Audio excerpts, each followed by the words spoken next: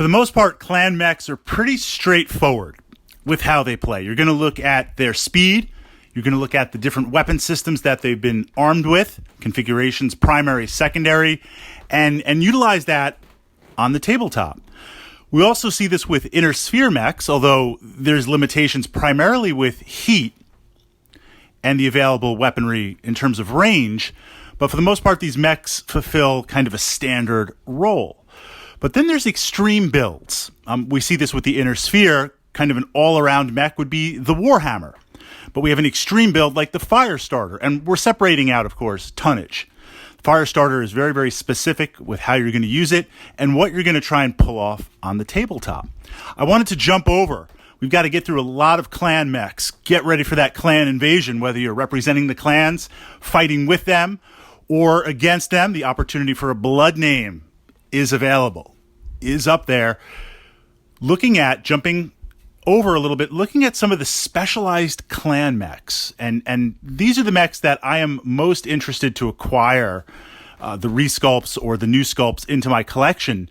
Because once we port over and put on that clan tech, especially if you're playing against inner sphere mechs, early clan invasion, before Lost Helm Discovery, Lost Tech, and kind of retrofitting some of the mechs after the clan invasion, we see these extremely weird, wonderful, wacky mechs that are a lot of fun to play on the tabletop, but the extremes of them are such that if you deviate, if you make a mistake, you're going to go down really, really fast. And this is inflated a little bit, although this mech in particular, the battle value is really not that bad.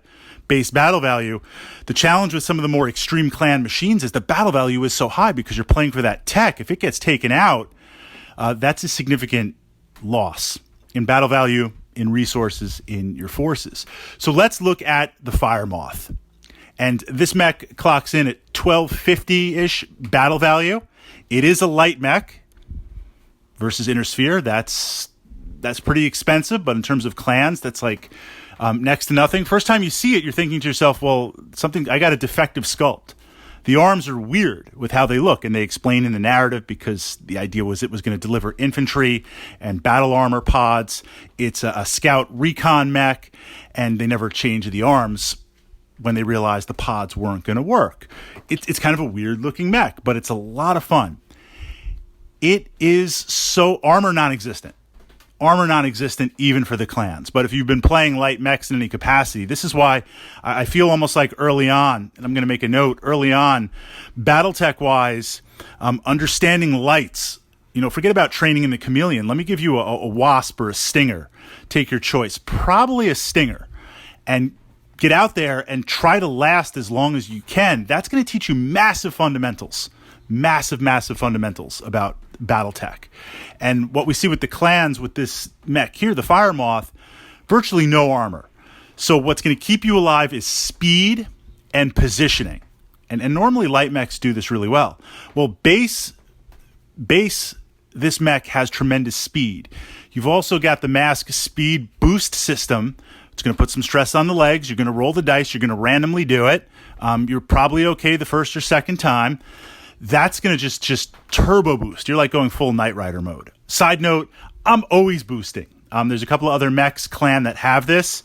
And I mean, there's a medium mechs that I just run into the ground because I'm constantly boosting to get into good position. So you need to have some good discipline.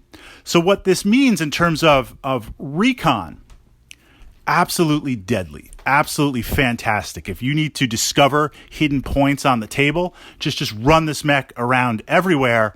And if you discover a point where a mech is close range, your modifiers are going to be so crazy, they're probably not going to hit you. You're going to get out of range in one turn of any inner sphere type weapon systems. It's layered on that, and this is where things get interesting. The weapons. The weapon systems, because it has some bite. It's not a Stinger. It's not a Locust. It's not even the Locust variants that I run, the variant with the medium laser and the 2 short-range missiles. That's got some bite.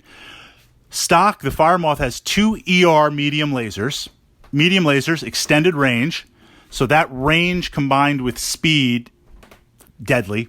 You've got a short-range missile 6-pack, a short-range missile 4-pack. So right away, what you see is a mech that can get into position to cause massive, massive problems. And if you're on a hex map, I want to say in one turn, but definitely 2 turns, the ability to be anywhere on the table, stacking the modifiers, being hard to hit, staying out of firing arcs of not everything, but staying out of the fire arcs of the primary mechs that you're not attacking. This means getting rear armor on inner sphere missile carriers.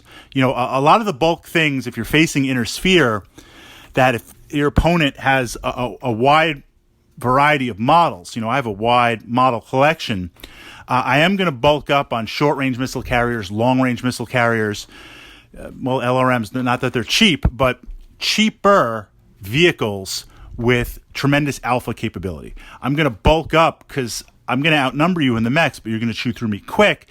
I need more shots. I need more. The Fire Moth is just brutal with being able to run up. Essentially, it's like a backstabber type mech. Even engaging heavies and getting to rear armor, 2 medium lasers, the 6, the 4. It is very, very potent. I want to say this is a specialized mech, but it is an auto-include in your collection. Not only for the fun, but for the extreme tactica.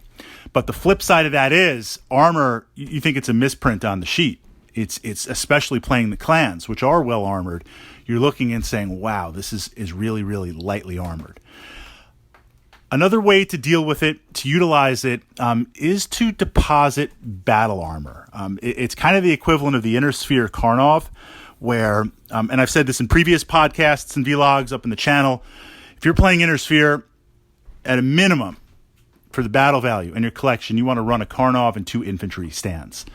And that has the ability, that Karnov, to drop them off and just be a pain somewhere on the table. Like, you know, tactically, you know your opponent's going to pass through a certain area because it's either mission-based or the tactica favors them. Drop off infantry, you've got a nice little hornet's nest. Karnov can do that. This is the mech equivalent. I mean, and the clans do have some air support. They've got some nice things, but this allows you to drop off battle armor, which is a lot more deadly, and then run and gun, do the recon thing, scout other areas, engage other mechs. I mean, it's a fantastic and it's a fun mech to play. Taking the base of the clans and taking it to that extreme.